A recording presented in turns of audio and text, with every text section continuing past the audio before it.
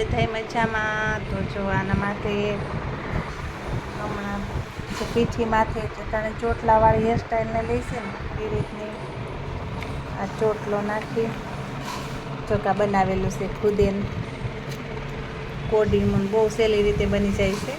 તો તમે આ પીઠીમાં જે રેડી થયા હોય ને એના માથે આ હેરસ્ટાઈલ લઈ શકો છો. તો આ બહુ મસ્ત એકદમ આવે છે, જોઈ શકો છો. હમણાં બધું અલગ અલગ લઈ ઓલું કરવાનું છે.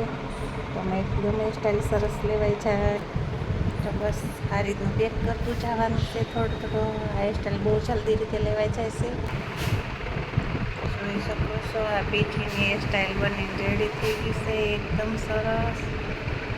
આ બધું કોડીનું ને આ નાની નાની રીંગ આવે ને બંગડી એનું બનાવેલું છે. તો આ રીતનું બનાવી શકો છો તમે અને એકદમ સરસ લાગે છે.